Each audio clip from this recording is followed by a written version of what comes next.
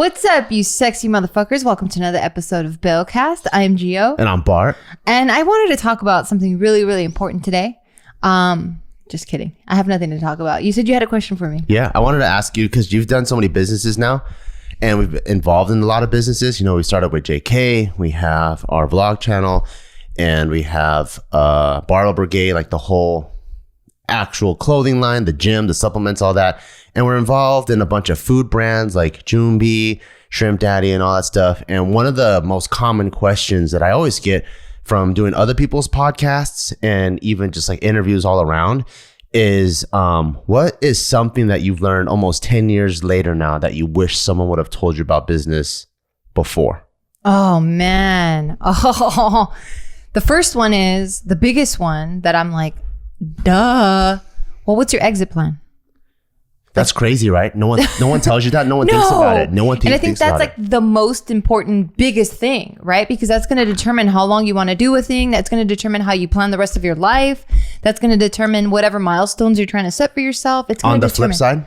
On the flip side, though, now that I understand that, do you believe in prenups then? We want prenups. Because that's literally the exit plan for a marriage, and a business is literally a marriage. Well, I feel like, so for me personally, I'm taking this question as me personally. Yeah. I don't want to be in a relationship where I feel like I need a prenup. But don't people start a business not wanting to exit? And I think that's why most people don't have the exit strategy or exit plan the minute they start the business. Well, okay. And also by exit, I don't mean necessarily a literal exit. I just mean, where is the point where you either scale up or you decide I'm going to leave it or I'm going to push harder, or like, what's that? Like, there's got to be like markers that you have to set. So prenup, I don't want to be in a relationship like that. Even starting a business, I already don't like that I would have to use a bunch of legal documentation. Yeah. Because I already feel like I understand why it exists. And the older I'm becoming, the more I'm like, okay, I get it, right? Because we all approach life differently. We're all assuming different things. We're all filling in the holes for each other. I'm not even talking about the legal documents. I'm just talking about the idea of phases, the idea of the after. So like before, I never really would have considered a prenup, which is why we don't have a prenup. But now going through business for so long, and like, let's say you and I don't work out, right? I think I would think of exit plans for everything, including a prenup if I were to get married later. Yeah. I don't know. I guess that's like an emotional response then that I'm giving you, because logically, if I take that route, and it's, for me, when it's too logical, things feel too rigid. It feels too cold. It feels so calculated. And it kind of takes the fun out of it for me. And being in a relationship, especially a romantic relationship, for me is something that I see as very fun, and I see as being creative, and obviously it's very challenging and whatnot. The idea of it already failing, or just prepping for the fail just in case, you know what I mean, for that end to happen, it just kind of kills it for me. So for me, I'm like, I'd rather just be alone. Well, you're not really prepping for their failure. You're prepping for post-failure. Right. So the same thing along with a business, right? Like when you have an exit plan, the exit plan doesn't take into effect once you run out of money. It takes into effect when you want to sell, or you don't feel aligned with the why of it anymore. Yeah, but you're entering it with the idea of it not being a forever thing, unless you want it to be like your legacy, right?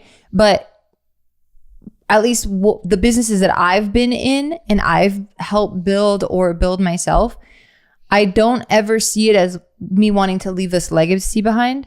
So when I learned about like, well, the exit stuff, like, did you guys come up with an exit? And I'm like, oh my God, I didn't even think of that. But when it comes to a relationship with the whole prenup thing, I'm thinking, I don't want to be in a relationship that isn't going to bring life into this world. Like, I knew I wanted to have kids. So the idea that I want to have kids, but then I have to prepare for the thought of, and it's very responsible. Like, again, if we're going logically, it's so responsible to have all your bases covered. And it's even more responsible at the idea of like bringing offspring and having kids, and now having them being taken care of, like legally, you know? But I just don't see business and relationship on the same, like on the same platform. So that's why the prenup for me is a hard one. But then when it comes to business, it's duh. It's like a no duh for me. What are some things that made you go so duh about it? The exit stuff? That, like what I was saying earlier when I was like it helps you prepare, like how much time you want to invest in it, how hard you have to go right off the bat. Like, you know, when we built Barbell, like it was pretty like organic. It was like, go with the flow. Let's see what starts taking off. Oh shit, we didn't even know about that. Okay, yeah, let's put a little bit more emphasis on this. Let's put a little bit more emphasis in this area. Oh shit, that's not taking off as much. Okay, let's back off, you know? But with proper planning, you know what milestones you want to hit at what point, you know how much, you know, fuel to add. Like, I just feel like there's like a lot more information that you can have in terms of like planning long term. Yeah. What about for you? I do see marriage and business almost exactly the same. So for me, I think when you go into your first business, it's really like going into your first marriage. You know, you think it's going to last forever. You have big dreams and you feel like you can pull anything under that umbrella, right? Like if you would have interviewed me and Joe back in 2007 and go, hey, do you guys think you can do a JK furniture company? I'd be like, yeah. JK energy drinks? Yeah. Like literally JK tours, you know, like we can tour the world, have a JK cruise ship where there's comedy on there and like every server is a clown, you know, like you think so big and you're so, I don't want to say naive, but you have like this childlike wonder of what you're getting yourself into, right? Same thing with people that are getting married for the first time. You're like soulmates. I love this person. We're going to spend the rest of our life together. And then, you know, I think when you hit like your late 30s or 40s, that's when a lot of people get like their first pow in the marriage. And they're like, wow, this is tough. And some people don't make it past it, right? And some people do. And I think during that time, if the people that don't make it past it and the percentage rate is high, what is it, like 40% or something, gets divorced? I thought it was like 30, but 40 sounds good too. So like 30-40%, if it's that high, then isn't it in your best interest to, that way in an emotional state where you hate each other's guts, instead of, well, if you're going to take the kid, then I'm going to take the car. And if you're going to take the house, then I'm going to take the dog. And getting into that petty battle, just like when you guys are in the honeymoon phase, plan out what the ugly way to dissolve it would be. Kind of like the same way a business would be, right? Where like obviously, if things are great right now, you want to have it forever. But then later on, you find out you work 80-hour days, or then one of your business partners doesn't want to be a part of it anymore, or you know the industry that you thought you were in crashed. Like for example, people that open a taxi empire now is jeopardized by Uber. Maybe they don't even care about taxis anymore. You know, there's just so many things that now that I understand the world from this perspective, from like the less childlike wonder perspective, from the I haven't gone through my first rodeo. I think I would have like prenups in the next marriage if I were to have one. And I also would for sure have the exit, at least maybe not exit strategy or plan, but exit options. Yeah.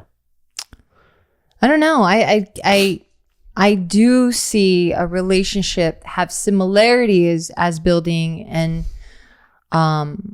continuing this business. I do see the similarities, but the biggest difference for me is with a relationship, there's a lot of emotions involved, you know, like This is when you need to be vulnerable and you need to be open and you need to feel safe and you need to be able to build each other up and whatnot, right? Where a lot of that doesn't happen in a business. A business is very black and white. Yeah, that's true. Like the only time you are being vulnerable and showing emotions or whatever is when you're really trying to inspire and motivate your team and make your clients feel good. But other than that, everything's very black and white. That's true. It's like, are you making money or are you not making money? Exactly. Can we pay the bills next month or exactly. not? And it should be that way. That's true. But with a relationship, it's not that way at all. Yeah. Like that should be your safe haven. It should be a place where it's like with your friend circle, like it should be the exact same thing. Now imagine going into a friend circle and going like, hey, we got to sign some shit just in case some shit goes down. I told you some secrets. You can't say anything. So let's sign this NDA. It's like weird. Yeah, it is weird. You know? And it's like, yes, logically I get it because you're trying to protect yourself and be safe. But I think that also sets, and again, this is just for my own personal ideology, but it kind of sets a tone of like, I'm never really going to trust you. Like, well, I'm not going to trust where this might go. Like, it just feels weird to me. You know, like I would like to think that I'm mature enough to work out any sort of problem and not get it to that petty state. Yeah. And I know how easily it can get to that petty state, because once you're just so exhausted and you're hurt and you're fired up and this ego's in the way, like all you want to do is just make them feel what they're making you feel. I understand that. But I would hope that I picked a partner, and myself. I hope that I've worked on myself enough to be able to handle that shit when it hits the fan, you know, and just be like, okay, I'm not going to fight you for a fucking house. I'm not going to fight you for a fucking car. Like, am I really that desperate that I feel like I can't get this shit on my own? Like, no, it's okay. Like, take what you want to take, you know? And I wouldn't want to sit there like nickel and diming some shit. Like, well, I paid for half of that bed, so I should get half. Like, that's some high school shit, you know? I do get it though when, let's say you are already a multi-millionaire, a billionaire, whatever, and then I come in and I don't have the same accolades as you do. At that point, I would understand, because I'm like, oh shit, he's built this empire for himself. And, you know, like I don't feel like I would be deserving of half of what you've already established before me. Yeah. And in that case, and if it's presented to me in that way, yeah, you'd be open to it. I would be super open to it, because I'm like, I get it. Like, this is your shit and I'm not entitled to any of your shit. But there are people that go, hey, as soon as we're married, I'm entitled to the whole thing. Like, I get that too. But for me personally, that's why I'm like, I wouldn't want that. What are some like exit plans or options that you would probably want to brainstorm then in the beginning of a business? I would want to, the first one is, are we going to want to have multiples of these things?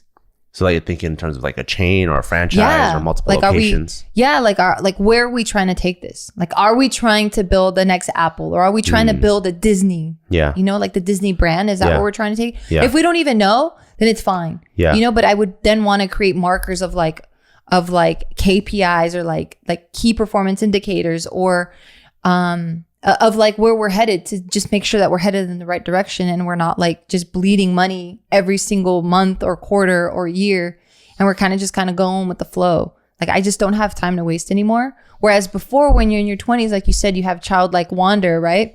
So it's like, yeah, of course we can have a JK couch and we can have like a JK island and all this, and like the possibilities are endless.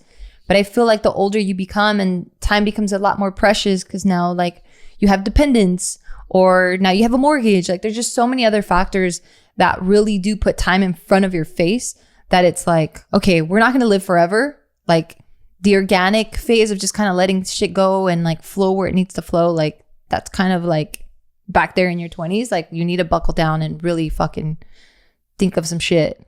That's one of the most beautiful, and also the most not sad, but like, I guess more realistic truths of if I think like doing business in your 30s versus your 20s.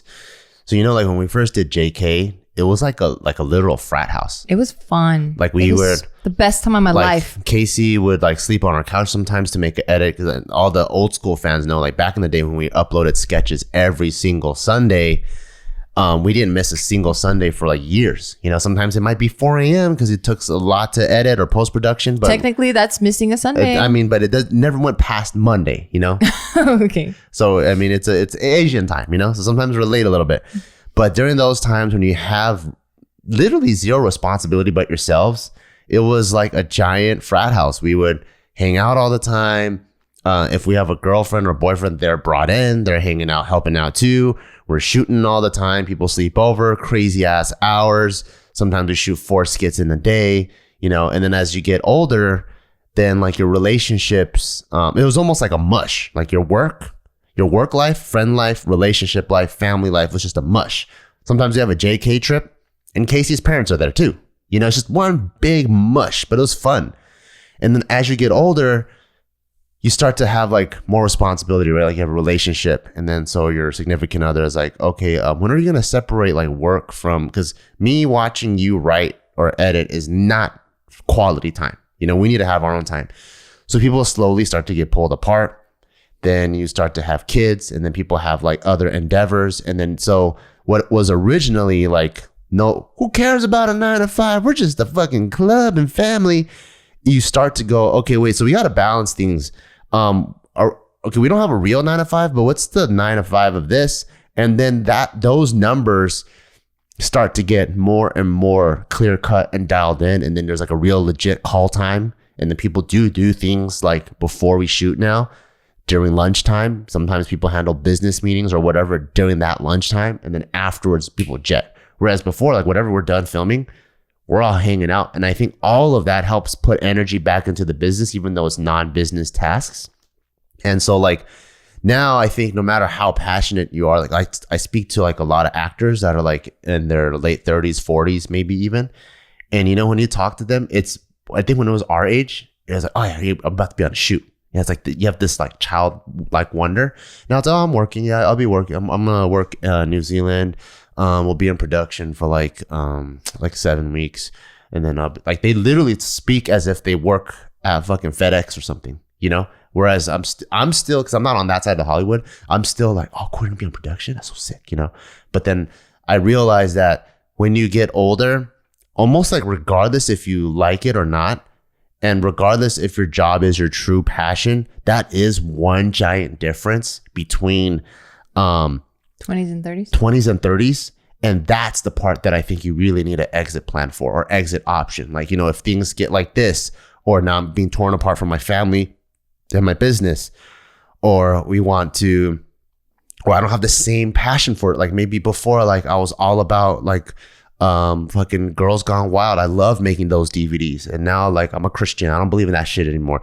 I want to sell that, or you want to do whatever. Like there's like, I think preparing for the future, for almost the unforeseen future, those are the questions that need to be brought up, so that when you come face to face with it, it's not like this salty and sour conversation you have to have with each other. Yeah, absolutely. And I really couldn't agree more. Real quick though, I'm gonna introduce our first sponsor. Alrighty, so I'm so happy to be working with BetterHelp again.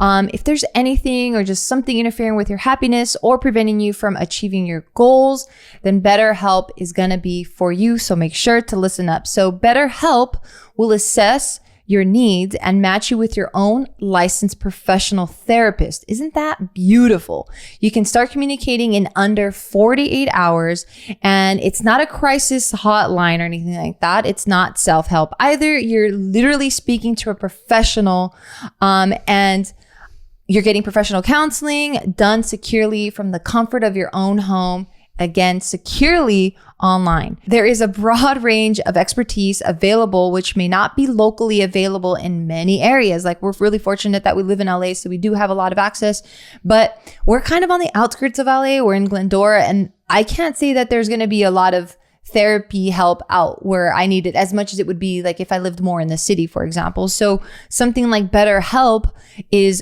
perfect and very ideal, especially right now where the times are kind of weird. Yes, people are getting vaccines and stuff, but a lot of us still don't feel very comfortable leaving our home, or we just are just not in a good place to want to leave. So BetterHelp is here to help you with all of that. So visit their website and make sure to just read the ton of testimonials that they have on there.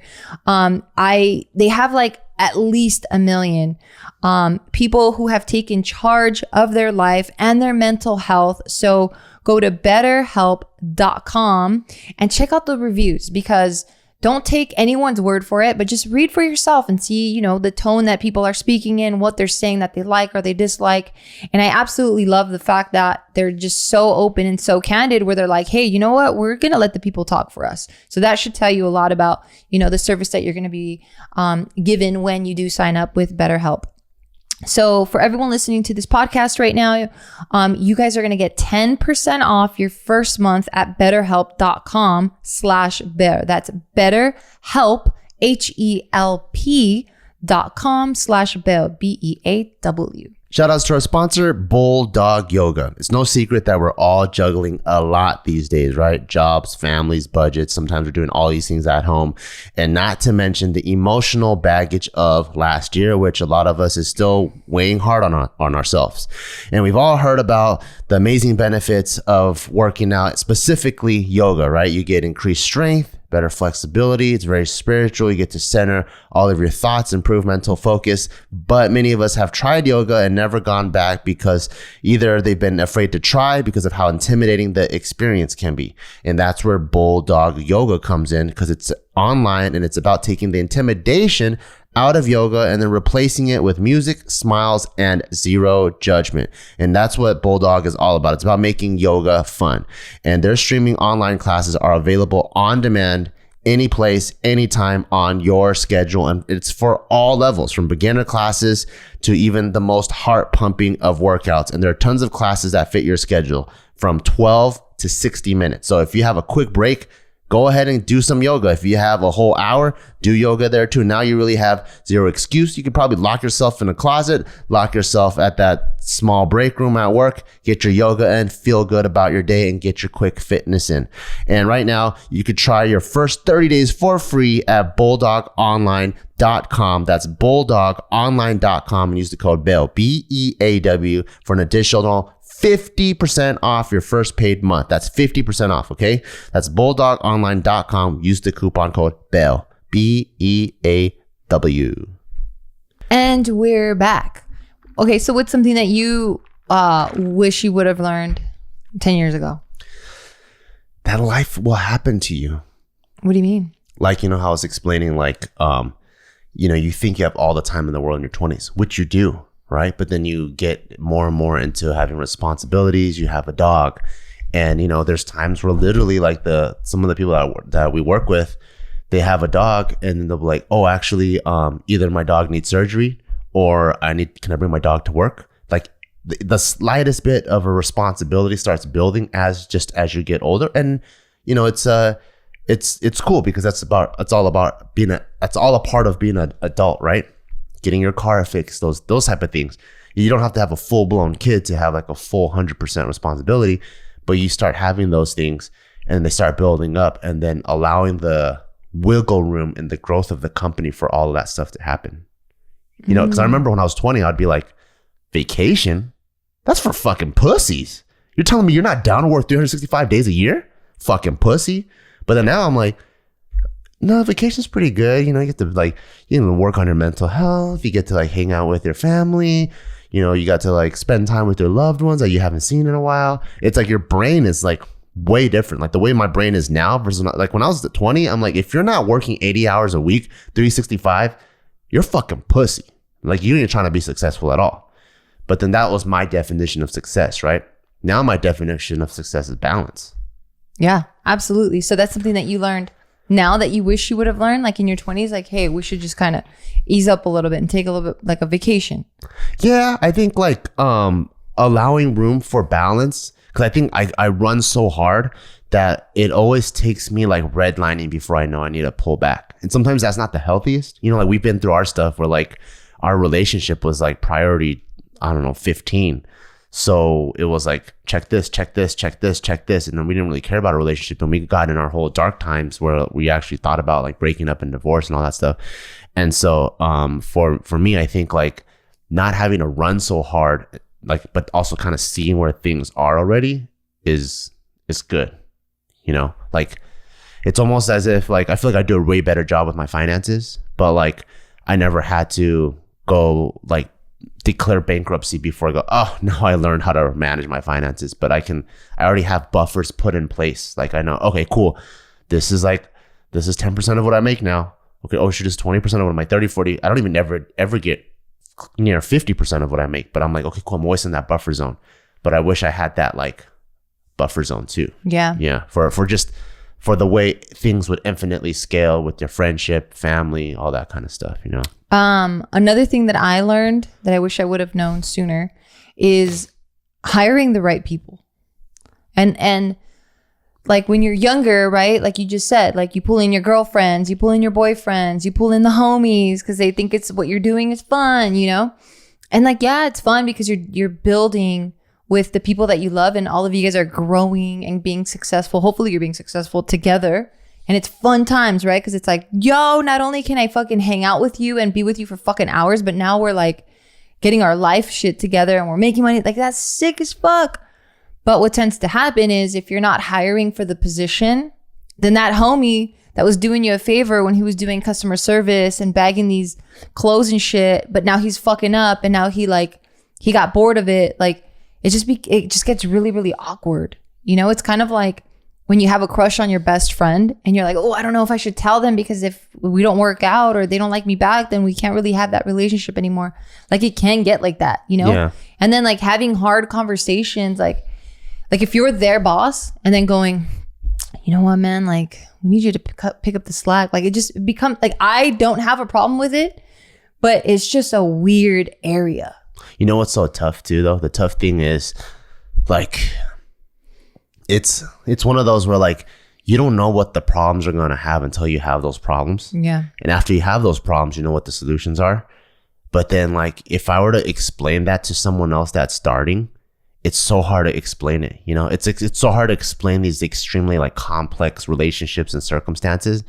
And I feel like almost every business owner, unless they come out with like extreme like-minded people or extreme systems, they're bound to run into the part of like, okay, where do I draw the line between friendship and business and you doing me a favor or you doing your job? Like it's like really hard to draw where those lines are. It is. And that's why when I entered corporate America and you're signing all your documents to get like inducted basically into their corporation, there's like fucking a big ass fucking handbook and you have to initial every page to say that you read it because it's like talking about no relationships in the workplace. This is the dress code. You have to come in and clock out at this. Like, it's just so, like, I would read the rules and I'm like, this is fucking exaggerated. Like, really, you're going to tell me how long, like, your lunch is from 11:01 until like, 11:45 and 55 seconds or whatever. And I'm like, damn, like, relax, fucking micromanaging. Yeah. But then now I'm like, oh shit, because not everyone was raised the same way. Not everyone values time the same way. Not like everyone is just coming from different areas, and our common sense is not very common. And I get it now. Like, I really get it. That's the thing that I'm the most appreciative of the military is, since everyone goes through boot camp, everyone knows and is ingrained what the standard is. So it's almost as if someone is performing subpar, you can snap your fingers and that person knows what happened. Like someone could do something, you go like that. You go, oh fuck, I know I didn't do whatever. I can go like that to your either your clothes. I could snap my fingers to you being late. I could snap you can walk with no sense of urgency, and I can snap my fingers and you're immediately, oh shit, yeah. That's true. I shouldn't be taking like 5 minutes to go from this cooler to that cooler. It could have been like a minute. Yeah. So that's something that I really like, because going back to what you're saying, like that's so true, where like everyone's common sense is different because everyone's raised in a different way. Yeah. And then like even thinking about like school these days, since we've been like researching schools for Taika to go to. How cute. I don't know. I'm reading like the about section, like their mission statement. For little people. Yeah. Like what they think produces like a good functional and like citizen in society. And I immediately go away from like the more academic based ones, because I just feel like that's not who I am. And seeing how close Taika's personality is to me, I don't think that's a place where he would thrive. I think he thrives with very hands-on type stuff and very like problem or curiosity based projects, where it's like, here's this thing. Because like Taika, like he'll like, how do I crack the seed open? And then he's like, fundia. And he'll go get a hammer and he's like cracking it and he goes, aha, I got the seeds. It's like very like that type of learning. And I'm just thinking like, man, this is crazy, because if you got a kid learning this way, then you got another kid learning like, okay, we're going to learn what the seed is. Can everyone memorize seed? And there's that. Then when you bring people to the workforce, it's like no one is doing things the same way, the right way. And I almost wish there was some sort of way to standardize at least thinking, so everyone knows that when someone is performing above or performing below, like the way the military is. Yeah. I mean, yeah, that's where the systems come into play, right? Because now then management should have evaluations, and they should have the KPIs that I talked about, because now there's like an understood universal goal that everyone has, and it's very objective. Like you can't You can't change it. Like, it is what it is, you know? Like, like a major league baseball player, he'll know if he did good or not by the fucking scoreboard, you know, by his averages. Yeah. It's like, he gets measured. So then he knows what areas he needs to improve on. Like, is he missing, like if he's a first baseman, like is he missing all the fucking pitches going his way? Yeah. Or not pitches, but throws or whatever, right? And that's how they're able to become better, because they're getting measured constantly. So I think even that, like, I didn't even think of that, you know, because it's like when we started with our friends, and it's like, how are you going to measure your friends? You know, like it's, and you don't even think that. You just see like output. It was received nicely. Cool. Let's just do that again. And like, there's no real sophistication to the process. So after a while, like, and if there's no communication from upper management that they're doing good or bad, they don't know how to improve. And then they start feeling unfulfilled. And then it just becomes empty. Yeah. That what you're referring to too is like culture. That's something I had to learn that I didn't understand because I grew up so Asian. So, you know, when you're thinking about Asians, it's like the way you think of things is the most oversimplified way of thinking of things, right? Like, let's say you get 4 colleges that all accept you. Then my dad's like, which one's better? Which one's the best? Go with that one. And you're like, okay, that one's the best. And then, but I'm like, but dad, this one is giving me a full ride. And you're like, oh, go with that one then. Duh. That one's the cheapest. You know, it's just very like this one or that one or this one. Versus I think culture is a brand new thing, right? And you hear of like these basketball players or fighters especially, like always having dinner with Dana White, or basketball players like it was such a huge deal when I think LeBron James was having came over and had dinner with over. He came over? Yeah, he came over to our house. You know fucking LeBron? What do you call him? Bronzy. Okay. When LeBron came over and had dinner with Magic Johnson, because he's, I think, one of the co-owners of the Lakers, and it was like, what the hell's happening? What's going on, right? And I think like now, when I was a kid, I used to think adults talk way too much. I'm like, what the fuck are you guys talking all day? Like, you have a talk with them and then a lunch over there. Like, just put the numbers down. I had a more oversimplified way of looking at things. Like my dad, like, shut up. What's the pie? You know, like that's all I wanted to know. But now I get it, where it's like, you know, like if you come over and talk to Magic Johnson, he's like, fuck the money. It's not even about the money. It's about the culture. At LA, what type of legacy are you trying to build? We're trying to win championships here. What are you down to do to win championships? What are we down to do to win championships? And the whole culture is like just as important as the money issue, versus you can go to another team and that might be like a retirement home. Like, yeah, I'll give you all the money you want. Practice, show up at 7. That's it. And then everyone's just going through the motions. There's no heart. There's no soul in it. And that's one thing that I learned through business too, is the culture is just as important. And that's a really, really tough one to kind of enforce, because everyone comes from different walks of life. So as much of culture as you set forth in the company, people are bringing their own culture in. Yeah. So now it's like, as management, how am I able to screen and not let other people's culture pollute the current one? Yeah, absolutely. That's a tough one. That is a fucking tough one. And it only takes one person to like knock the whole shit off its fucking rocker. Yeah. Like, it's literally one person can be the cancer to your entire company. Yeah. It fucking sucks, because it's like you can build it for so many years, but then you have someone on the inside kind of whispering in people's ears, and then they go, oh yeah, I didn't see it like that. You know? Yeah. And it's kind of fucked up, but like, because people, not that they're fickle, like, yes, emotions are fickle, and some people might be fickle, but I feel like, you know, the older that we become, like, we just want a lot of security because we're trying to build our own, you know, our own futures and stuff. And then if you start hearing negative things and you start looking for it because you're like, fuck, do I need to prep for something? Do I need to like look for plan B right now? Like, what does this person know? You know? So I get where it comes from, but yeah, like hiring the right people is fucking crucial. And if you don't want to see your friends in a different light, don't work with your friends. Like, I get it now, like why you shouldn't cross business with friendship. It's not because your friends are going to fuck you over. I mean, that's a possibility, right? Because once money enters the picture, people tend to change a little bit. But I think it's because you start looking at them differently. Yeah, it's like there's that one like common theme that people are finding out during COVID, how shitty their significant other is at work. Oh, right. You don't know, right? You don't know. And then all of a sudden you're like, wait, is this the 4th time you've been late to your Zoom meeting?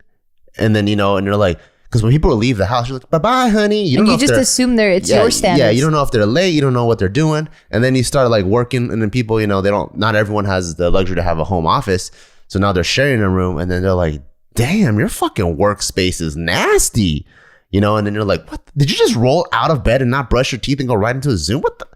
Who the hell did I marry? Yeah, that's fucking funny. Yeah, you don't even see that part until now. So don't get into business unless you're ready to see the fucked up sides of your significant other or your fucking friends. But on the flip side, though, because your friends are so down for you, they are down to go above and beyond. For sure. Which is pretty cool. And then on the flip side is, but you also can't demand too much sometimes because it's like they've already done above and beyond. Yeah. And sometimes it's hard to ask for a little bit more, or to put them right back on, like to discipline them for not doing their own shit. Because it's like, well, they did pull an all-nighter to help you do this one thing, Yeah. Like it's a fucking weird space, man. It's a weird space. It is a weird space. Yeah. Really quickly though, I do want to pause real quick for our sponsors. Alrighty, so happy to be working with our next sponsor, Felix Gray, who makes the best and cutest blue light blocking glasses on the market. And for those of you that are like, well, I don't have to worry about it because I don't ever get exposed to blue light, whatever that is. Well, yeah, sorry, you do. Because screens like our cell phone produce so much blue light. I'm talking about 455 nanometers of blue light. Do you know what that means? No. Okay, that's okay. We're not going to get very scientific about it, but blue light definitely does affect your sleep. It affects how you're working. It affects how energetic you feel. If you've ever had dry eyes, tired eyes, headaches, and you're like, man, maybe it's because I'm not drinking enough water. But you're like, man, I just drank like a whole gallon of it. Why do I still feel so tired and my eyes are just so dry?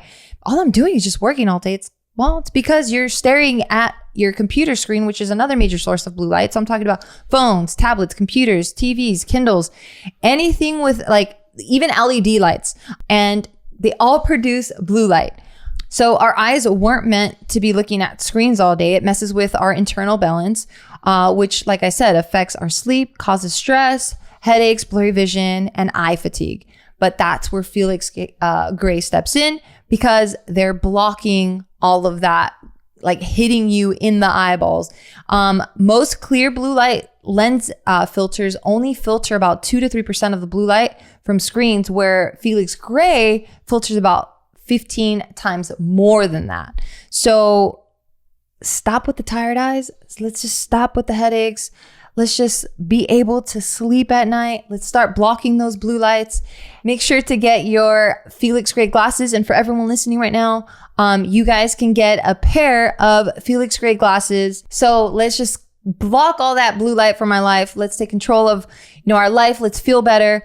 And finally, you're going to have a pair of glasses designed in the 21st century that, like I said, looks so cute. So make sure to go to felixgrayglasses.com/Bill, BEAW, to shop glasses that work as hard as you do. That's FELIXGRAY glasses.com/Bill. You're going to get free shipping, free exchange, and a 30-day money-back guarantee.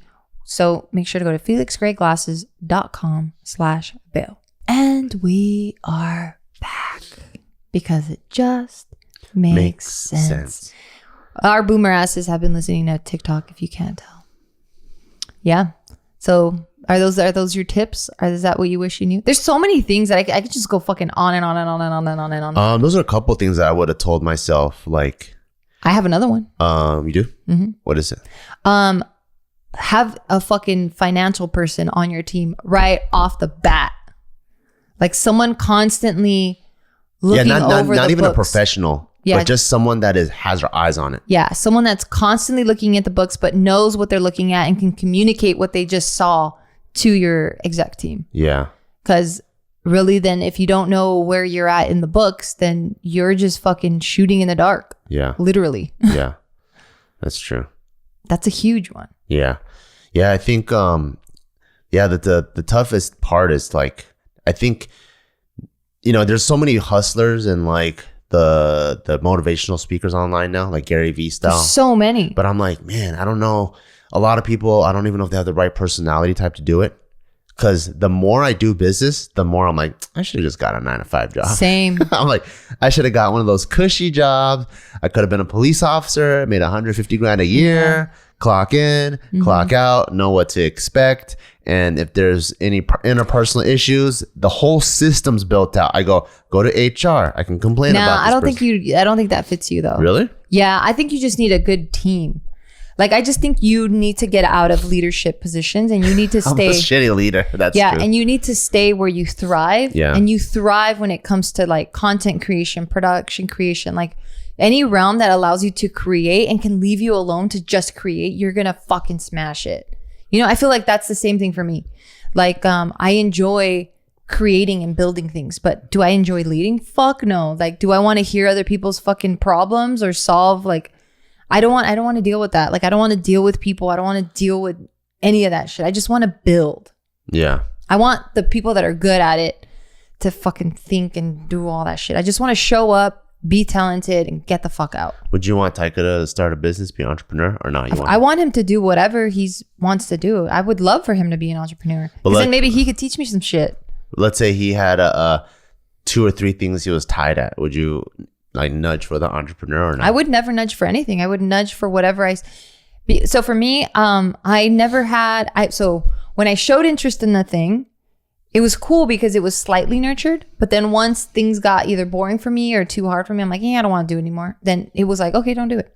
So I was never really pushed to complete much. Yeah. But then when I showed interest for things in my future that I really wanted to do that they didn't understand, it was like, no, you're not going to do that. Like, no, that's not stable. That's not going to happen. By that, you're talking about your parents? Yeah.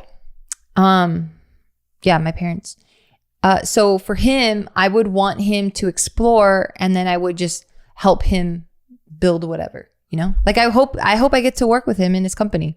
That's pretty cool. That's fucking awesome. Or I hope like the relationship I had with my mom, where she like, once she retired, she became my assistant for a little bit. Yeah. I fucking love that. Yeah. Because it's like the ultimate trust. She's such a badass mom that like now for her to bring her badassery into like my business space or just my own personal life space, like she had the whole shit under control. I loved it. That's also because she's dope though. Imagine your mom was like, but I'm dope. And I said, I'm going to be, I'm his mom. But what if like your mom was like late all the time? Like all the ugly things that people have been finding out on Zoom about their significant other. Imagine you find that out. I would have never hired her. You're like, my mom's fucking late. But you already know so that. Flaky. Oh. You already know that. Because I didn't know everyone at work hated my mom. Oh. Like, I didn't know she was a tough person to be around. Yes, you did know. What the fuck are you talking about? She had so many friends and all her coworkers came over all the time. So you thought that they all liked her. You just thought you hated her. Yeah. Oh, I see. Well, yeah. I'm just talking about your question in terms of like me working with Taika and doing all that stuff. Like, you know what your parents are like. Yeah. So you would probably never want to work with your mom because you know exactly how she's. You know she's late. You know she's fucking overbearing. You know she's. You know what I mean? So, but I still would want to, just on the family side of things, where I'm like, oh, it'd be cool to like give my mom some purpose. You know, pay her some money, like keep within family. Like that's why you're not a good leader, bro. I know. Look what you're doing. I'm just too soft, too emotional. Yeah, right. I'm way too emotional and vulnerable. Like you already know, like what's gonna happen. Like if I were to put I know, but I just see. If I were to put a gun to your head, and I'm like, do you think it's really gonna work? Do you think it's really gonna work with your mom? I will say no. Exactly. Then that's what it needs to be. But that's what it takes. It takes a gun for me to fire my mom, or else I'm hiring her because I think it'd be cool to work with the family. Well, that's what I'm here for. Yeah, that's true. Where I go, let's reevaluate real quick. And I think that's really important too. So on the flip side, right, we're talking about all the things we wish we would have known, and we're kind of bringing in the negative stuff. But the positive stuff would be shit like follow your intuition. Like, it's hard, right? Because it's like, it feels like it's magic that we're talking about. It's like this non-scientific shit. But a lot of the times following your gut and really sticking to that will take you a fucking long way. If your gut has a good track record, I would say. True. Some people have I have people that literally like the last 6 cryptocurrencies they invested in were all at the wrong time. Maybe they weren't even following their gut. They convinced themselves that it was the gut, and they're just kind of rolling the dice. Maybe, but I'm like, if you have a good track record of your gut taking into either lucky places or bringing you success, believe your gut. But if not, find someone on your team that has the right gut, and then go with that person. That's a good one. Another one would be like, really, really sit there and study and pick the correct significant other. Like, I feel like that is the marriage huge part of it. Marriage or just relationship, just the or person business partner. from the marriage side. Yeah, from the couple side. Yeah. That's gonna make that will make or break your fucking business stuff. You know, because if you don't have a spouse that's supportive and understanding and encouraging and there for you, then it just becomes that much harder. You know, because now can you imagine all the shit and all the fires that you're putting out at work on a daily, and then you go home and you're putting out even more shit out there? Like, it's fucking tough. That's actually what I tell people. When people tell me, like, what is it like what are some things to look out for with business? I actually tell people, you marry your coworkers and you started a business with your significant other. Because, you know, your coworkers end up being the people you vent to about your marriage or whatever. And so you bring... No, they're not. They better not be. In the normal 9 to 5, it is that. If you ever hung out in a cafeteria, that's what it is. I see. And then the stuff that you hate at work, guess who hears it the most? Your significant other. True. So if you have dumb people on both sides, like if you hopefully you have dope coworkers, because then if you have issues with your significant other, oh, but have you thought about it this way? What if he or she was doing this? You know, and you're like, okay, cool. You know, my coworker, they become your therapist, right? And they help you solve a problem.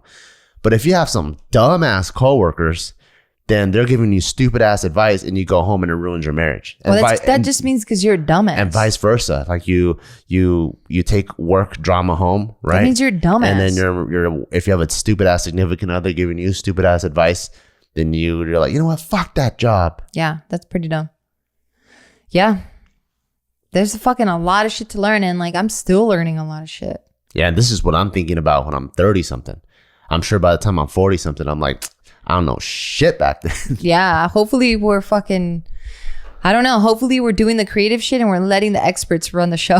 Yeah. Because goddamn, we really don't know what we're talking about. Yeah. Like, and anyone that tells you that they know what the fuck they're talking about and they're not fucking Warren Buffett and shit, or like, I don't know, not Steve Jobs because he passed RIP, but like Bill Gates and shit, then it's like, even those fools don't know what they're talking about. Exactly. You know, nobody knows what they're talking about. So if anyone comes in. The reason why I can say that is people that are trying to hold the number 1, number 2 positions, if they knew what they were talking about, people like Elon and Jeff Bezos would never have taken them.